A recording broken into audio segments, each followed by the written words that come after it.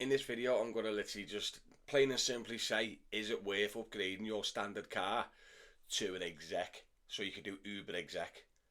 Now, there's a few factors to take in consideration, so it depends on obviously different scenarios, which I'm going to go in the video.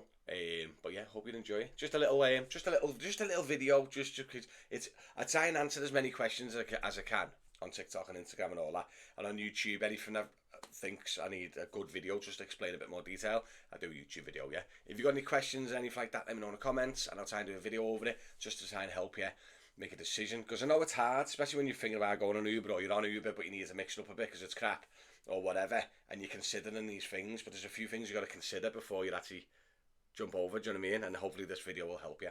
Alright guys, do us a favour, underscore YouTube loves interaction, so give us a little like, give us a little follow, give us a subscribe, you know the score, and check out drivermatty.com.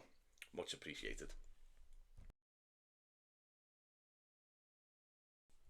As always guys, I always love your feedback as well, so let me know in the comments, have you made the move from like an UberX or Uber Comfort over to an exec, and have you noticed an improvement? I love your feedback guys, and also let me know, just for a bit of fun, what car do you drive, because I'm always curious, and just curious really, yeah, and nosy as well. So in this video, I'd love, because I've had exec vehicles, I've actually got one now, I'd love to just explain a little bit about it, and I think from this video you'll get your own decision then. So Uber's platform these days anyway makes a big difference compared to a year ago or 2 years ago. Uber's platform these days is to provide a service as cheap as possible, okay, to the passenger, right? Take as much money as they can in commission, which results in paying the driver as least as possible, right? Because they need to maximise the profits, because they put like billions in and not made a profit for 5 years or whatever the reason they're doing it, but this is what's going forward. So Uber is cheap passenger side, Uber's cheap income to driver side, right? Cheap. So when you think of cheap, do you think of exec? Is the first thing you come into your mind and go, Uber is expensive, is like chauffeur? No, it's not, it's cheap. Uber's a cheap service, right? So what means of a cheap service? It means you get a cheap income. So the per mile now on Uber is the lowest it's ever been. Yeah, I've been on 7-8 years on the taxis. When I first started, I was on £2 odd a mile, or £1.80 a mile. Now I'm on £1 a mile 7 years later. Do you know what I mean? It's just mad the way it's gone.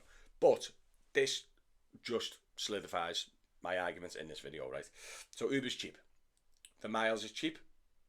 The drivers are getting paid cheap, right? So when you've got a low income or a cheap income, the best way to increase your profits, right, is not by trying to get more work in to a certain degree, as in go exec. Because you'll go, if I go exec, I'll get me UberX cheap. I might get me comforts depending on the restrictions on the vehicle, which I don't get now, perfect. And then I might get me exec, perfect. So that's going to open you up doors to more income, right? This is the same when I talk to people doing the airport runs, when you're going from a car to a minibus. Do you know what I mean? This is the same example. You can't look of the best way to earn more money is by bringing in more money options. Sometimes you've got to look at what you're spending. Do you know what I mean? So if I'm bringing in £1,000 a week and I'm spending 700 quid a week on expenses, that's leaving me 300 quid profit.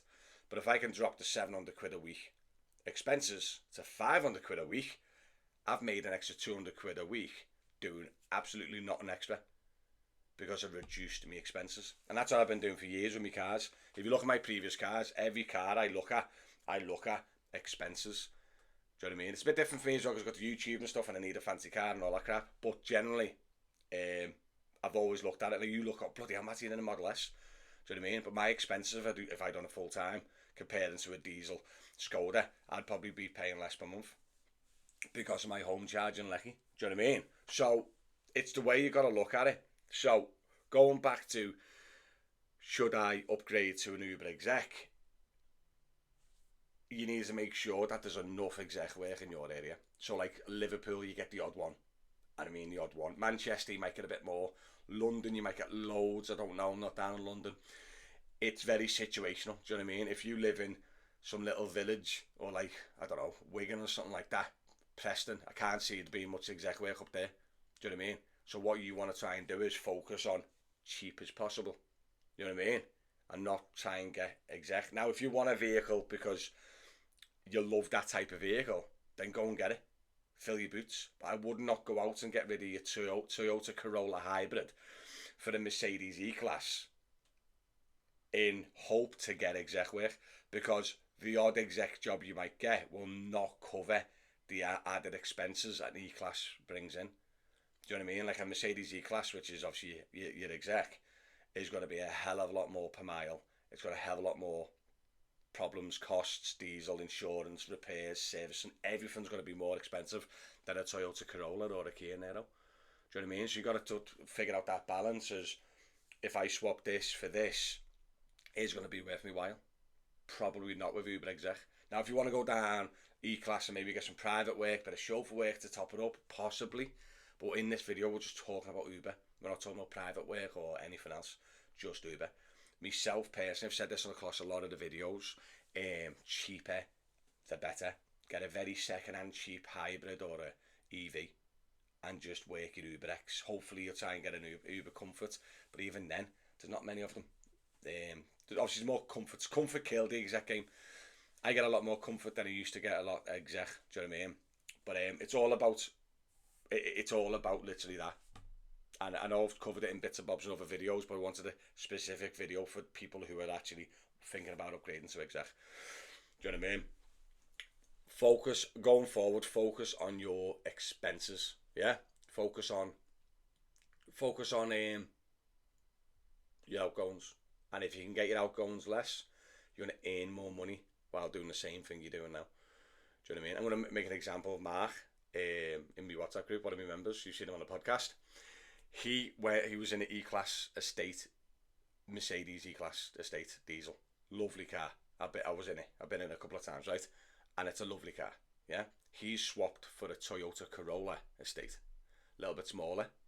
The boot maybe lose a suitcase or two. You know what I mean? But generally, he is seeing a massive improvement. He's doing the same amount of work he was doing in the E-Class, but he's profiting at the end of the year a lot more money, because the Toyota Corolla hybrid is cheaper to repair, service. Do you know what I mean? The mile per gallon's a lot better. You haven't got like your DPF problems, etc., etc., etc. Do you know what I mean? And he weren't doing any exec work or Uber exec work or anything like that, and it worked for him. Do you know what I mean? So, like I said, it's very situational now. I don't want to ill-advise someone and go, oh yeah, get a Kia Niro, mate, you live in London. Like, every other job in London could be an Uber exec job. I don't know. Do you know what I mean? So that's what I'm saying. It's very situational. But myself, personally, Uber in 2025, cheaper, the better. Do you know what I mean? Go and buy yourself a little Focus estate manual 1.5 diesel. It costs you 800 quid and run it into the ground. And then once that's gone, get another one. If you're going to get financed up and you want a half-decent car, go down a hybrid or the electric route. Do you know what I mean? Avoid the big brands. Big brands bring in expensive. Do you know what I mean? Your Mercs, your Beamers, your Jags and all them, they're very expensive to repair. Even the Teslas. My Teslas, I think my per hour rate of Tesla is 150 quid per hour for repairs and stuff like that. So it's very expensive, which is a premium brand. Do you know what I mean? Try and avoid that when you're doing Uber. Do you know what I mean? But listen, I always come on and go, oh, I'm going to do a dead quick video, me, just to talk about the pros and cons, blah, blah, blah. And I always chat bubbles. I do apologise. Thank you for tuning in, guys. Much appreciated. I hope this has helped you make the decision. Is it worth upgrading your Kia Niro, your Toyota Corolla to like an E-Class or a 5 Series or Audi A6 or something like that? I would say Uber on its own, no. It's not worth it. Unless you're in a really, really, really heavy exec area like London, possibly Manchester. But other than that, I'd say no, guys. Cheap and cheerful. That's what we need in the future. Nice one, guys. Hope you enjoyed the video. Give it a like and follow. Check out all my stuff. You know the score. Everything that I do is in the description of the video. Go check out. See you soon. Love you, bye.